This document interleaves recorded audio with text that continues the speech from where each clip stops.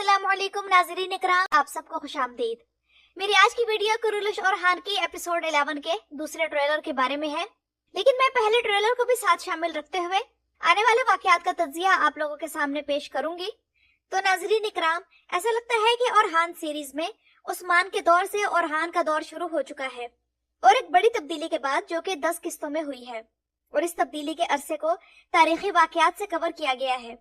अब आप में से जो व्यूअर्स इस बात पर हंसेंगे कि भाई कौन से तारीखी वाकयात हैं इस सीरीज में, तो फिर मैं ये आप लोगों के सामने क्लियर कर दूं कि मैं बड़ी आसानी से सुल्तान फातेह सीरीज और कुरुलुश और हान का आपस में मुकाबला कर सकती हूँ कि इनमें से कौन सा ड्रामा कितना तारीखी है और किस हद तक तारीखी वाकयात से भरा हुआ है।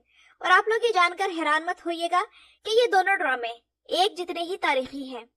कुरुलुश उस्मान के आखिरी सीजन में मोहम्मद बोजदैग ने फिक्शन ही फिक्शन दिखाया है, लेकिन और हान सीरीज बड़ी हद तक तारीख के हिसाब से दिखाई जा रही है। और खुद नोट कीजिए कि ट्रेलर की क्वालिटी पहले से ज्यादा बेहतर हुई है और अब फोकस अहम चीजों पर है। और नाज़रीन इकराम, अज़म हो तो और हान बे वाला, यानी कि इस सीरीज की पहली किस्त में जब और हान ने बुरसा पर खुफिया हमला किया था, तब फ्लेवियस ने और हान को शिकस्त देने के बाद ये कहा था कि तुम क्या समझते हो, बुरसा में दाखिल होना इतना आसान है। और फिर और हान बे आसानी से बुरसा में दाखिल हो गए। तो अब लगता है कि कहानी की रफ्तार तेज है, जो कि अच्छी बात है क्योंकि वाकयात नए हालात की तरफ जा रहे हैं। मर्द यास्टियोग्लू ऐसा लगता है कि जैसे अपने किरदार को ओढ़कर पहन चुका है, और उम्मीद है कि हम और हान के किरदार में भी तब्दीली देखेंगे, क्योंकि अब इस किरदार के डायनामिक्स मुख्तलिफ होने चाहिए, क्योंकि उस्मान बे के इस दुनिया से जाने के बाद वो अब इस अमारत का वाहिद सरदार है। तो अब और हान सब कुछ बदलने जा रहा है, और सबसे पहले तो वो अपने दुश्मनों पर हैबत तारी करेगा जो कि कारसी अमारत के होंगे। और वैसे तो इस सीरीज में दुश्मन तैमूर ताश भी है और हेक्टर भी है और बाज़ंतीनी भी, लेकिन तैमूर ताश का किरदार तो इस आने वाली एपिसोड में खत्म होने जा रहा है, और सुनने में आया है कि हेक्टर का किरदार भी अगली किस्त में खत्म हो जाएगा, क्योंकि आने वाली किस्त में हम एक वाज़ेह टाइमलाइन देख रहे हैं कि जिसमें हेक्टर और तैमूर ताश का खात्मा होगा और कारासी अमारत के सरदार अगली किस्त में और हान बे का सामना करेंगे। लेकिन मुझे एक बात समझ नहीं आई कि दुर्सुन और हान बे के कबीले में अपने बाप और भाई के साथ आया और उसने सरदारी वाले कपड़े भी पहन रखे हैं, तो क्या हलीमा उसकी असल शिनाख्त जान गई है? और अगर वो जान गई है तो फिर हलीमा ने किस तरह उसके सामने अपनी फीलिंग्स का इजहार कर दिया? उधर फ्लेवियस का राज भी फातिमा के सामने खुल चुका है, और अब ये और फातिमा आपस में दुश्मन बन जाएंगे, बल्कि दुश्मन फ्लेवियस नहीं फातिमा बन जाएगी। और अब इस रिलेशन में हसद भी शामिल होगा, क्योंकि हमने अगली किस्त के ट्रेलर में खुद देखा कि फ्लेवियस पहली बार अपने ससुराली कबीले में आया तो उसके अपने साले से लड़ाई हो गई, जिसे फातिमा ने अपना मंगेतर कह दिया, यानी कि यीत।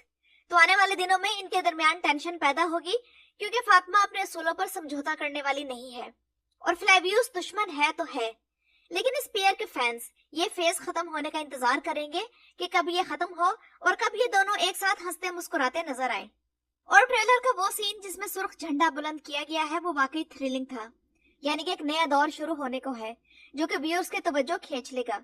लेकिन मैं ये सोच रही हूँ कि ये तब्दीली अगर सिर्फ झंडा बुलंद करने और सिर्फ सफेद पगड़ी पहनने तक ही महदूद रही तो क्या होगा, व्यूअर्स क्या रिएक्शन देंगे? याद करें कि इस सीरीज की पहली किस्त में और हान बे ने कारा खलील से बात करते हुए बुरसा की फतह के बाद अपनी नई रियासत में वो जिस किस्म की प्लानिंग करेंगे और जिस किस्म के स्टेप्स उठाएंगे उनका इजहार किया था, तो वो हम भूले नहीं हैं। राइटर्स को उन पर तवज्जो देनी चाहिए। अब चूंकि मोहम्मद बोजदैग ने और हान गाजी के ही दौर में इस अमारत को सल्तनत दिखा दिया है, तो वो याद रखें कि सल्तनत क्या क्या काम करती है और कैसे करती है। ये सब कुछ हम सुल्तान फातेह सीरीज में बड़े अच्छे तरीके से देख रहे हैं। मोहम्मद बोजदैग के पास गलती की कोई गुंजाइश नहीं है और ना ही वो हमें बेवकूफ बना सकते हैं। और अगर वाकई मोहम्मद बोजदैग इस सीरीज को नए लेवल पर ले जाना चाहते हैं, तो इस सब के बाद वो लाजमन इस सीरीज की नई लोकेशन दिखाएंगे जहां अब उस्मानी और काई रहते होंगे। और अगर ऐसा ना किया गया तो सिर्फ झंडा बदलने और पगड़ी बदलने से बात नहीं बनेगी। आप व्यूअर्स को मजीद धोखा नहीं दे सकते।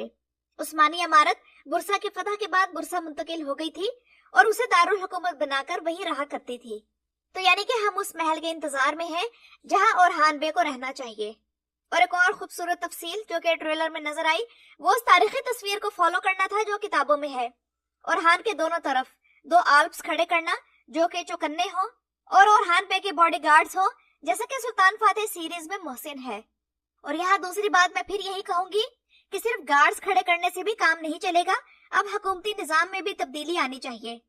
काई कबीला अब अमारत के स्टेटस से सल्तनत के स्टेटस में दाखिल हो रहा है, तो निजाम हुकूमत का अंदाज भी बदलना चाहिए और ये हमें नजर आना चाहिए, सिर्फ डायलॉग्स की हद तक नहीं। क्योंकि राइटर्स की तो पूरी कोशिश यही है कि ओरहान को क्लमजी दिखाया जाए, लेकिन मर्थ यास्टियोग्लू परफॉर्मेंस इतनी अच्छी दे रहा है कि उसकी मौजूदगी इस सीरीज को बचा रही है। वैसे भी ये बेचारा अदाकार उस वक्त इस सीरीज में आया है जब ये अपने बदतरीन दौर से गुजर रही है। याद रखें कि ब्रॉक ऑस्टविथ ने कुरुलिश उस्मान को तब ज्वाइन किया था जब ये सीरीज दिरुल शार्तुल खत्म हुई थी और 15-16 रेटिंग के साथ अपने उरूज पर थी। तो ये दोनों फर्क सामने रखें। तो जहां मर्थ यास्टियोग्लू को इस कम रेटिंग वाली सीरीज को संभालना था, वही स्क्रीन राइटर्स की नालायकी भी हम सबके सामने है। बेचारा मर्थ यास्टियोग्लू भी कहता होगा कि कहाँ फंस गया, लेकिन मुझे यकीन है कि इस सीरीज में काम करके उसका टैलेंट निखर जाएगा और ये अपनी भरपूर अदाकारी के जरिए जो कुछ भी इसका टैलेंट है सब डिलीवर करने की कोशिश कर रहा है। और स्क्रीन राइटर्स सोशल मीडिया पर सिर्फ एंगेजमेंट के पीछे भाग रहे हैं, लेकिन अब उन्हें समझना होगा कि ओरहान के बारे में सिनेरियो वैसा लिखना पड़ेगा जो उसके शायाने शान हो। स्क्रीन राइटर्स को मोहम्मद बोजदाई की तरफ से वार्निंग दी जानी चाहिए कि एक्शन सीन्स लिखें, क्योंकि उन्हें जनरल ऑडियंस को वापस लाना है। लोग एक्शन देखना चाहते हैं, फातिमा को नहीं। और वैसे तो इस सीरीज में एक बेहतरीन एडवांसमेंट ये हुई है कि अभी तक सीजन का सिर्फ तीसरा हिस्सा दिखाया गया है और बाकी 2 हिस्से बाकी हैं, तो उम्मीद है कि वो बेहतरीन तारीखी वाकयात से भरपूर होंगे। और इस सीरीज में सबसे ज्यादा जिस चीज की कमी है वो ड्रामेटिक बिल्डअप है। अगर इसे ठीक कर लिया गया तो तमाम सीरीज मर्द की सरबराही में एक नए लेवल पर पहुंच जाएगी। और नाज़रीन इकराम, वैसे तो अब नए दुश्मन के तौर पर कराची अमारत सामने आने वाली है, तो हाल ही में जिस नए अदाकार ने इस सीरीज को ज्वाइन किया है वो दमीर खान का राइट हैंड है।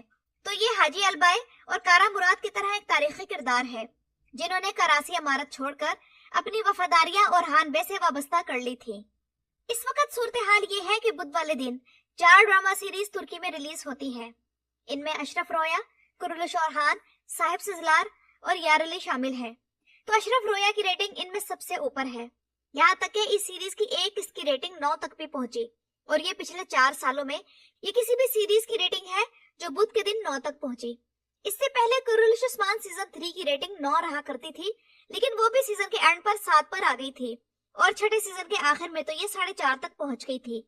तो मैं अशरफ रोया सीरीज के बारे में पिछले सीजन से ही खबरदार कर रही हूँ, जब ये नया रिलीज हुआ था, कि इसकी पॉपुलैरिटी और रेटिंग कुरुलिश उस्मान की पॉपुलैरिटी और रेटिंग को मुतासिर कर सकती है।